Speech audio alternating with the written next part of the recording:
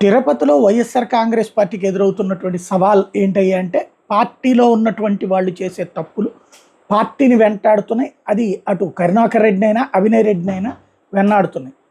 ఈ నేపథ్యంలో ఇవాళ మొట్టమొదటిసారి వైఎస్ఆర్ కాంగ్రెస్ పార్టీ శ్రేణులందరూ నేర్చుకోవాల్సినటువంటి పాయింట్, రాజకీయం అంటే రాక్షసత్వం కాదు. ఏదో పాతక సినిమాల్లో ఆయన చెప్పినట్టుగా, పరుచూరు చెప్పినట్టుగా రాక్షసత్వంతో జనానికి కీడు చేసే యంత్రాంగం కాదు. రాజకీయం అంటే ప్రజలకి మంచి చేయటం, ఏదైనా ఉపయోగపడే పనులు చేయటం, తప్పుడు పనులు చేయటం కాదు. తప్పుడు పనులు చేయడానికి ఈ శక్తిని వాడుకోవడం కాదు. అలా వాడుకునే వాళ్ళని ప్రజలు ఊడ్చి పక్కన పెడతారు. అది గుర్తుపెట్టుకోవాలి. దాన్ని దాటి దాన్ని వదిలేసి తిరుగుతున్నటువంటి వాళ్ళకి అలాంటి పరిస్థితుల వలన వైసీపీ ఎంతో కష్టపడి నిర్మించుకున్నటువంటి వ్యవస్థని నాశనం చేస్తున్నటువంటి వ్యవహారాన్ని గురించి సీరియస్గా టచ్ చేసి ఒక పవర్ పాయింట్ ప్రజెంటేషన్, ఈ 14 నెలల్లో ఏం చేసింది వైసీపీ తిరుపతిలో, ఈ కొంతమంది వ్యక్తులు చేసిన తప్పుల వల్ల ఏం జరిగింది అన్నటువంటిది ఎక్స్ప్లెయిన్ చేస్తూ అవినయ్ రెడ్డి యూత్ అందరికీ మీటింగ్ పెట్టి, తప్పు చేసే వాళ్ళని వెనకేసుకురాము, తప్పు చేసే వాళ్ళని పార్టీ నుంచి బయటికి పంపించేస్తాం, పార్టీ కోసం శ్రమించే వాళ్ళకి అండగా ఉంటాం అంటూ పిలుపునివ్వడం అన్నది మంచి పరిణామం. ఓ గంట సేపు వాళ్ళందరికీ కూడా కూర్చోబెట్టి ఇదే వ్యవహారం ప్రతి నియోజకవర్గంలో చేస్తే బాధ్యతాయుతమైన రాజకీయం స్టార్ట్ అవుతుంది, సాధ్యమవుతుంది. ఇక్కడికి విచ్చేసినటువంటి పార్టీ సీనియర్ నాయకులకు, వివిధ అనుబంధ సంఘాల నేతలకు, కార్పొరేటర్లకు, ఇతర ముఖ్య నాయకులందరికీ కూడా స్వాగతం, సుస్వాగతం. ప్రభుత్వాన్ని ముచ్చెమటలు పట్టించేటటువంటి కార్యక్రమాలు చేస్తూ వినూత్నంగా కొత్త పంతాన్ని ఎంచుకొని రాష్ట్రంలో ఉన్నటువంటి మిగతా వైఎస్ఆర్ కాంగ్రెస్ పార్టీ నియోజకవర్గ శాఖల అన్నిటికీ ఆదర్శవంతంగా మనం నిలవగలుగుతున్నాం అన్నటువంటి విషయాన్ని చెప్పడానికి నేను గర్వపడుతున్నాను. మీ అందరి మొదలు. కాకపోతే ఇటీవల కాలంలో కొన్ని చోటు చేసుకున్నటువంటి పరిణామాలు కూడా మనం 10 అడుగులు ముందుకు వేస్తే 9 అడుగులు వెనక్కి లాగి మనం మొదటి అడుగుకే వచ్చేటటువంటి పరిస్థితి చోటు చేసుకుంటాయి. అంటే వాళ్ళ సొంత ప్రయోజనాల కోసమో, వాళ్ళ క్షణికావేశాల్లో వాళ్ళు తీసుకునేటటువంటి నిర్ణయాల కోసమో పార్టీ బలాన్ని వాడుకొని పార్టీ ప్రతిష్టను దిగజార్చేటటువంటి పరిస్థితి ఏర్పడుతుంది. ఈ కారణంగా పార్టీలో ఉన్నటువంటి మనందరికీ కూడా అది ఒక తలనొప్పిగా మారింది.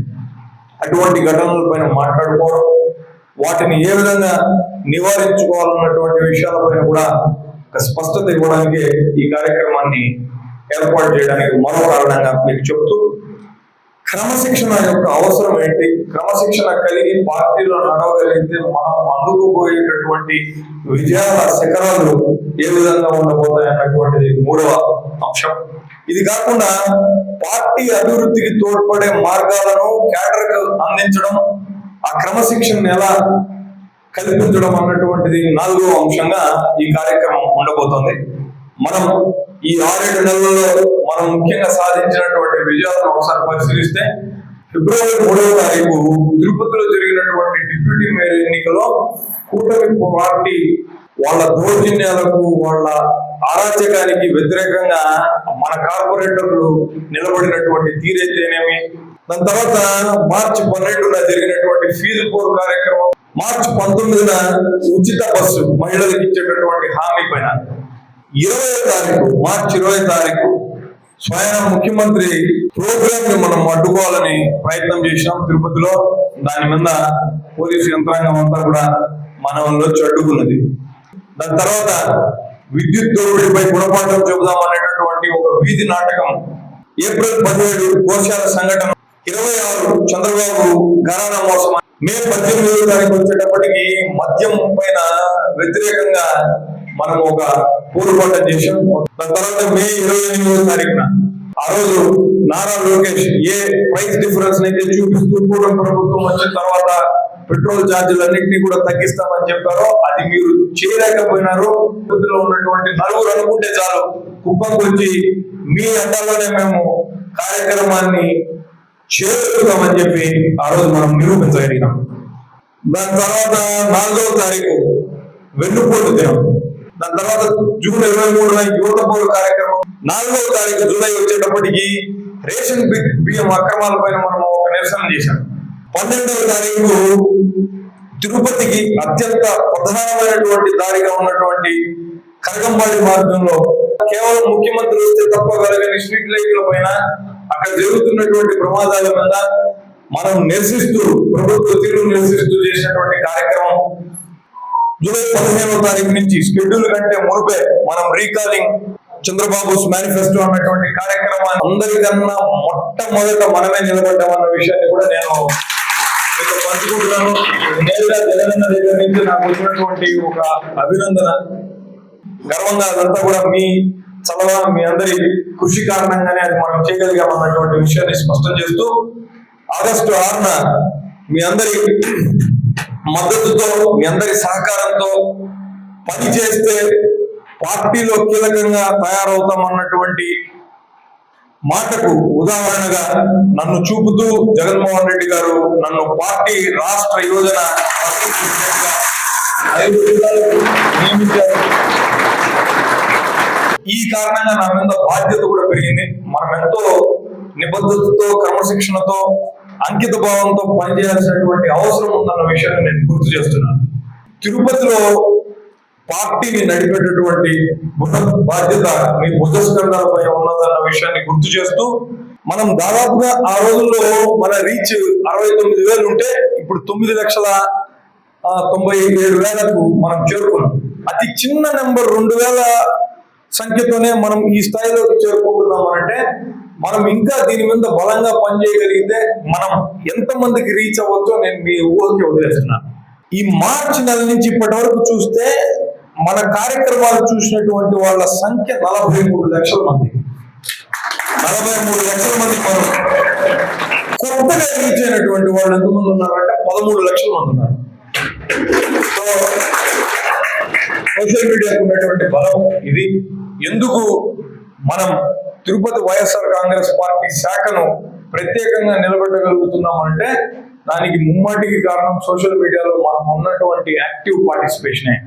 మీ వార్డు స్థాయిలో మీరు చూసినటువంటి విషయాల మీద పొలిటికల్ గా ప్రభుత్వాన్ని మీరు ప్రశ్నించగలరు అని అనిపిస్తే ప్రభుత్వాన్ని ప్రశ్నించడానికి సిద్ధంగా మీరంతటా మీరే వచ్చేసేయండి బయటికి.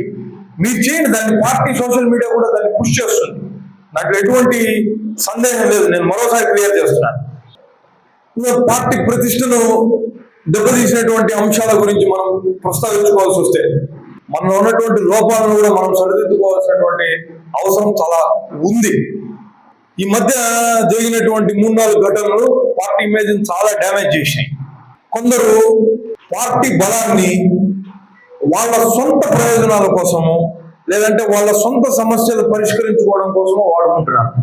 అది ఏమాత్రం కూడా తగదు. దాన్ని ఉపేక్షించబోయేటటువంటి ప్రశ్న లేదు. రాజకీయంగా ఎవరైనా ఎదగాలనుకుంటే పార్టీలో క్రమశిక్షణతో, నిబద్ధతతో నడుచుకోవాల్సినటువంటి అవసరం ఉంది. నేను నియోజకవర్గ ఇన్ఛార్జిగా మల్లం రవిచంద్రారెడ్డి గారిని, అధ్యక్షుడిని నేను కోరుతున్నాను. ఇక మీదట ఇలాంటి కార్యక్రమాలు పునరావృతం అయితే ఎవరైనా ఏదైనా చేస్తే మీకు పార్టీకి అది డ్యామేజ్ జరుగుతుందని అనిపిస్తే ఇమ్మీడియట్ గా సస్పెండ్ చేసేసేయండి.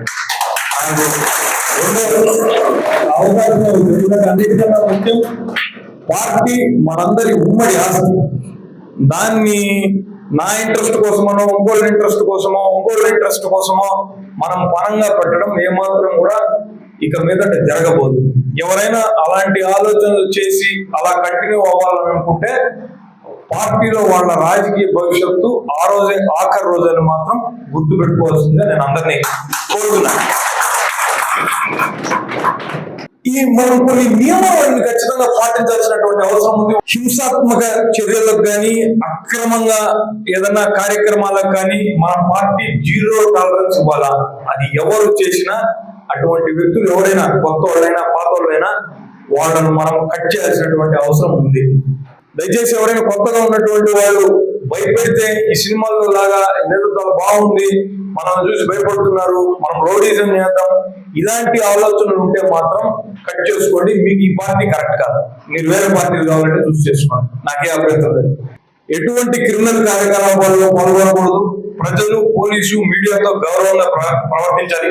ఇప్పుడు చంద్రబాబు నాయుడు గారిని ఆయన్ని గౌరవంగా ముఖ్యమంత్రి గారు, ఉప ముఖ్యమంత్రి గారు, ఇక్కడ తిరుపతిలో ఎమ్మెల్యే గారు, సుగురమ్మ గారు, ఇట్లా మనం ఎక్కడికక్కడ వాళ్ళ వయసుకి వాళ్ళ పదవులకు మనం గౌరవం ఇవ్వడం అనేది చేస్తూనే వాళ్ళ తప్పుదలను మనం ఎత్తి చూపడం కూడా చాలా అవసరం. ఆ పాయింట్ కే మనం కట్టుబడి కూడా ఉండాలి. మొన్న తిరగడం వలన ఇంకా మనకు కొత్త విషయాలు తెలిసినాయి. వాళ్ళు వైఎస్ఆర్ కాంగ్రెస్ పార్టీ పట్ల, జగన్ గారి పట్ల ఎంత ప్రేమను కలిగి ఉన్నారు, మేము ఎందుకు అనవసరంగా కోల్పోయినాం, వీళ్ళ అబద్ధపు మాటలు విన్నాం అన్నటువంటి భావన వాళ్ళలో మొదలవుతుంది.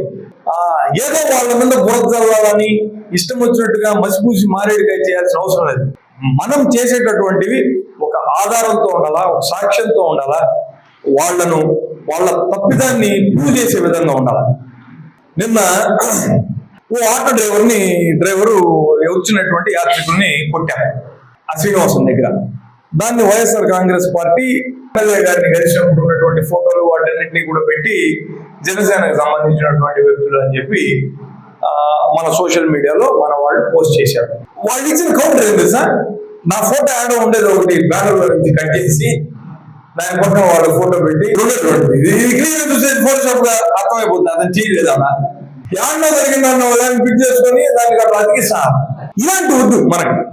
వాడు చెప్తున్నావు మనల్ని భయపెట్టేసి, మన వ్యక్తిత్వ హననం చేసేసి, మనకు మసిపూసేస్తే మనం భయపడిపోయి ఇంట్లో కూర్చుంటాం అనేటటువంటి రకాలు కానే కాదు. ఈరోజు నేను చెప్తున్నా, ఇప్పటి వరకు మనం ఎంత చేసినామో ఇంతకంటే 100 రెట్లు ఎక్కువగా 100 మనం మోగించాలా, వాళ్ళకు బ్యాండ్ మోగించాలా. వాళ్ళ తప్పులు వాళ్ళు ఏమి చేసినా గవర్నమెంట్ని అభినందిద్దాం. మంచి పనులు చేసినప్పుడు, వాళ్ళు ఏదైనా ప్రజోపయోగమైనటువంటి పనులు చేసినప్పుడు వాళ్ళని అభినందిద్దాం, తప్పేం లేదు. కానీ మీ తప్పుల్ని మేము ఎత్తి చూపుతున్నాం కదా అని చెప్పి మా గొంతు నొక్కే ప్రయత్నం చేస్తే మాత్రం మేము తిరగబడతాం, మామూలుగా తిరగబడ్డాం. TV5 లో గత 3 రోజులుగా కరుణాకర్ రెడ్డి గారి గురించి, నా గురించి తప్ప మరో కార్యక్రమం లేదు. ఎప్పుడు కూడా పార్టీలో ఇంతకు మునుపు కీలకమైన బాధ్యతలు చేపట్టి బలంగా ఉన్నటువంటి నాయకుల గురించి కూడా ఇన్నేసార్లు కార్యక్రమాలు టీవీలో వాళ్ళు నడపలేదు. నా దేశం 130-140 ఎపిసోడ్స్ ఏదో నడిచినాయి. అంటే ఎంత భయపడి వస్తున్నారో ఒకసారి ఆలోచించండి. ఇప్పుడు నాతో మన పార్టీ సీనియర్ నాయకులు ఒక మాట అన్నారు. ఎస్పీ వాళ్ళు ఒకటి చెప్పినారట, అభినయ్ చుట్టుపక్కల ఉండేటటువంటి వాళ్ళందరినీ కూడా టార్గెట్ చేసేయండి పూర్తిగా. మొత్తంగా సీఎం లో పెద్ద చర్చ జరుగుతోంది. ఏ నియోజకవర్గంలో లేనంత అగ్రెసివ్ గా తిరుపతిలో కార్యక్రమాలు చేస్తున్నారు, వాళ్ళందరినీ కొట్టేస్తే ఈ కార్యక్రమాలు చేయలేరని. ఇక్కడ ఎవరో భయపడే వాళ్ళు లేడు. మీరు ఎన్ని కేసులు పెట్టినా కూడా మళ్ళీ మేము బయటకు వచ్చే కార్యక్రమాలు చేస్తాం. ఒకవేళ మీ అందరినీ కొట్టేసి నన్ను ఒక్కడనే పెట్టా, నేను ఒక్కడైనా కూర్చుంటాను బయట.